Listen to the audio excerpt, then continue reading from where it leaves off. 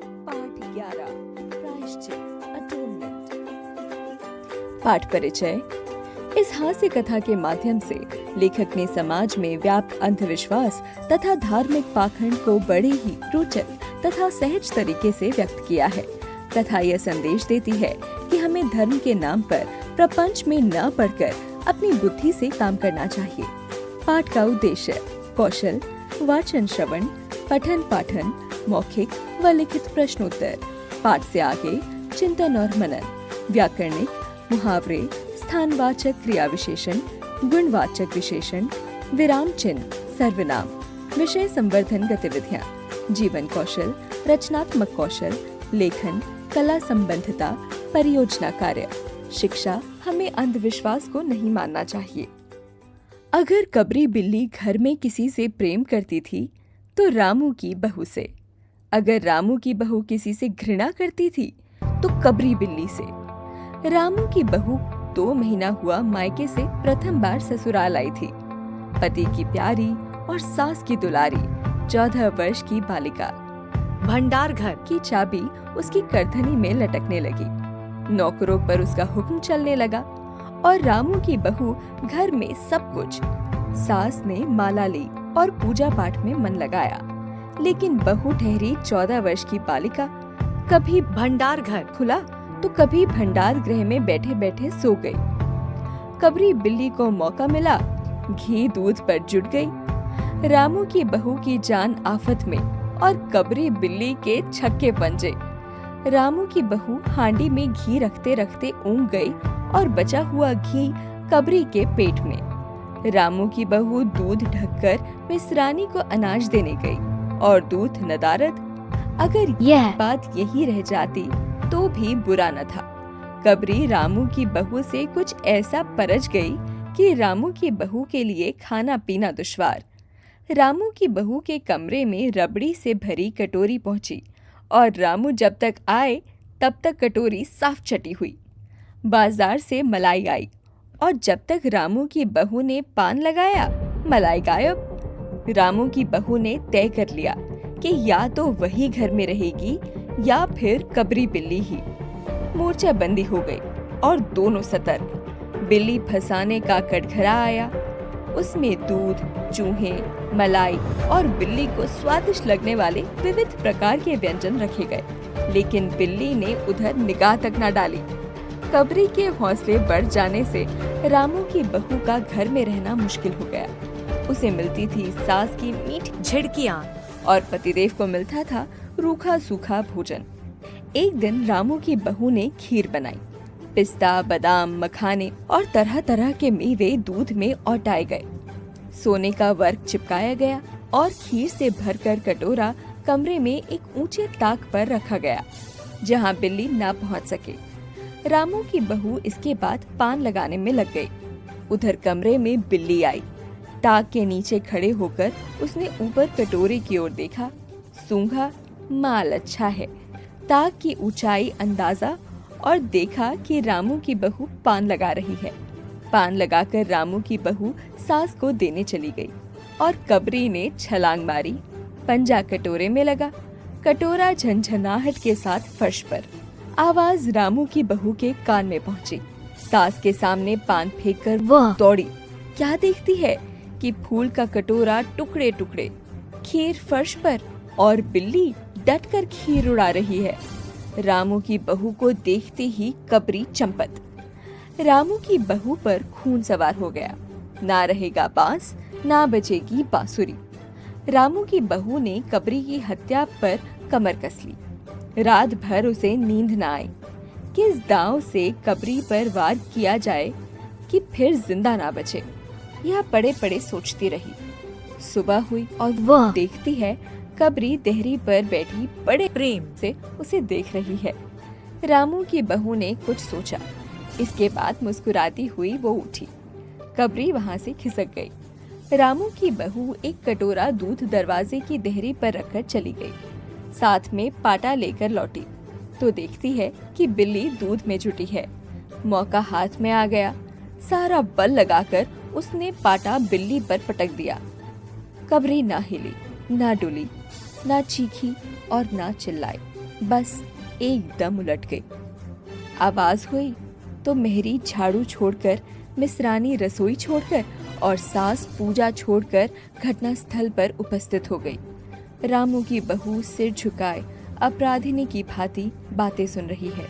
मेहरी बोली, अरे राम, बिल्ली तो मर गई। माँ जी, बहू से बिल्ली की हत्या हो गई, ये तो बहुत बुरा हुआ। मसरानी बोली, हाँ ठीक कहती हो। अब जब तक बहू के सिर से हत्या ना उतर जाए तब तक ना कोई पानी पी सकता है ना खा सकता है। बहू क्या कर डाला? मेहरी ने कहा, कहो तो पंडित जी को बुला लाऊं। सास की जान में जान आई। अरे हाँ, जल्दी पंडित जी को बुला ला। बिल्ली की हत्या की खबर बिजली की तरह पड़ोस में फैल गई। पड़ोस की औरतों का रामू के घर तांता बन गया। चारों तरफ से प्रश्नों की बौछार और रामू की बहू सिर झुकाए बैठी रही। पंडित परम सुख को जब खबर मिली उस समय वे पूजा कर रहे थे। खबर पाते ही उठ खड़े हुए। पंडिताइन से मुस्कुराते हुए बोले, भोजन ना बनाना, लाला घासीराम की पतोहू ने बिल्ली मार डाली है, प्रायश्चित होगा, पकवानों पर हाथ लगेगा। पंडित परम सुख चौबे छोटे से मोटे से आदमी थे। लंबाई 4 फुट 10 इंच और तोंद का घेरा लगभग 58 इंच। चेहरा गोल मटोल, रंग गोरा, चोटी कमर तक पहुंची हुई। कहा जाता है कि जब पंसेरी खुराक वाले पंडितों को ढूंढा जाता था तो पंडित परम सुख जी को लिस्ट में प्रथम स्थान दिया जाता था। पंडित परम सुख पहुँचे और कोरम पूरा हुआ। पंचायत बैठी। सास जी, मिसरानी, किस्नू की माँ, छिन्नू की दादी और पंडित परम सुख। किस्नू की माँ ने कहा, पंडित जी, बिल्ली की हत्या करने से कौन सा नरक मिलता है? पंडित परम सुख ने पन्ना देखते हुए कहा, अकेले बिल्ली की हत्या से तो नरक का नाम नहीं बताया जा सकता। वह मुहूर्त भी मालूम हो जब हत्या हुई, तब नरक का पता लग सकता है। यही कोई 7 बजे सुबह, मिसरानी ने कहा। पंडित ने पन्ने उल्टे, अक्षरों पर उंगलियां चलाई, मत्थे पर हाथ लगाया और गंभीर स्वर में बोले, हरे कृष्णा, बड़ा बुरा हुआ। प्रातःकाल ब्रह्म मुहूर्त में बिल्ली की हत्या, घोर कुंभीपाक नरक का विधान है। रामू की माँ, बड़ा बुरा हुआ। रामू की माँ की आंखों में आंसू आ गए। तो फिर पंडित जी, अब क्या होगा, आप ही बतलाएं। पंडित परम सुख मुस्कुराए। रामू की माँ, चिंता की कौन सी बात है, हम पुरोहित फिर कौन दिन के लिए हैं। शास्त्रों में प्रायश्चित का विधान है, सो प्रायश्चित से सब कुछ ठीक हो जाएगा। रामू की माँ ने कहा, पंडित जी, इसीलिए तो आपको बुलाया था। अब आगे बतलाएं कि क्या किया जाए। क्या किया जाए? यही एक सोने की बिल्ली बनवा कर बहू से दान करवा दी जाए। जब तक बिल्ली ना दे दी जाएगी घर अपवित्र रहेगा।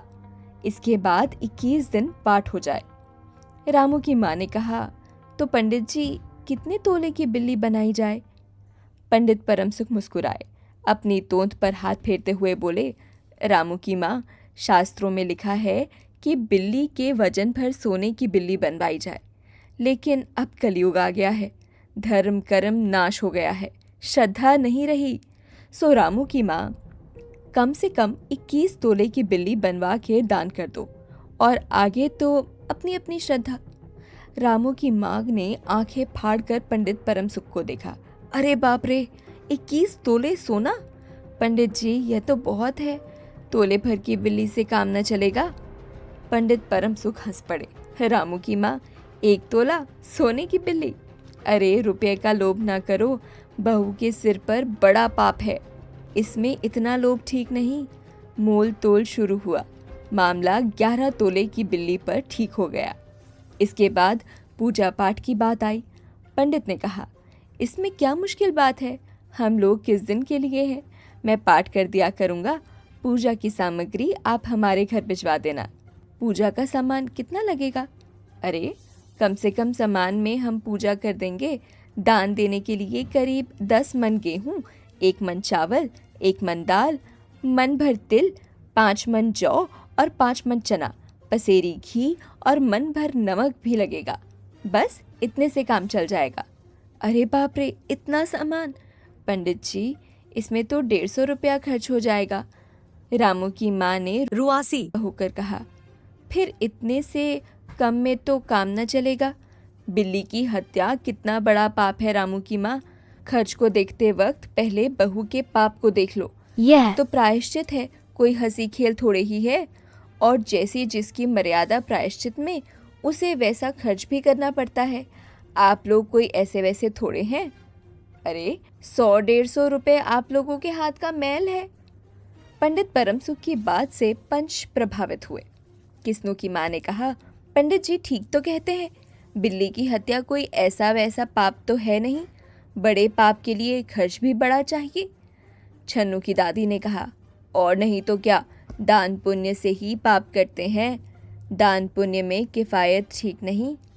मसरानी ने कहा, और फिर माँ जी आप लोग बड़े आदमी ठहरे, इतना खर्च कौन सा आप लोगों को अखरेगा।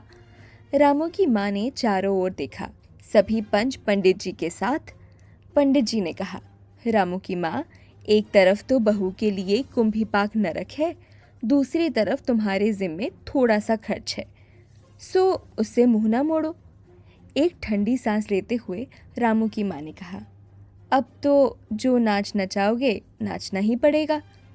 पंडित जी जरा कुछ बिगड़ कर बोले, रामू की माँ, ये तो खुशी की बात है, अगर तुम्हें अखरता हो तो ना करो, मैं चला। इतना कहकर पंडित जी ने पोथी पत्रा बटोरा। अरे पंडित जी, रामू की माँ को कुछ नहीं अखरता, बेचारी को कितना दुख है, बिगड़ो ना। मिसरानी, छन्नू की दादी और किस्नू की माँ ने एक स्वर में कहा। रामू की माँ ने पंडित जी के पैर पकड़े और पंडित जी ने जमकर आसन जमाया। और क्या हो, 21 दिन पाठ के 21 रुपए और 21 दिन तक दोनों बखत 5-5 ब्राह्मणों को भोजन करवाना पड़ेगा। कुछ रुककर पंडित जी ने कहा, सो इसकी चिंता न करो, मैं अकेले दोनों समय का भोजन कर लूँगा और अकेले भोजन से 5 ब्राह्मणों का फल मिल जाएगा। यह तो पंडित जी ठीक कहते हैं, पंडित जी की तोन तो देखो। मिसरानी ने मुस्कुराते हुए पंडित जी पर व्यंग्य किया। अब तो प्रायश्चित का प्रबंध कराओ रामू की माँ, 11 तोला सोना निकालो, मैं उसकी बिल्ली बनवा लाऊं, 2 घंटे में बनवा कर लौटूंगा, तब तक पूजा का प्रबंध कर लो। और देखो, पूजा के लिए। पंडित जी की बात खत्म भी न हुई थी कि मेहरी हाँफते हुई कमरे में घुस आई। सब लोग चौंक उठे। रामू की माँ ने घबरा कर कहा, अरे क्या हुआ री? मेहरी ने लड़खड़ाते हुए कहा, माँ जी, बिल्ली तो उठकर भाग गई।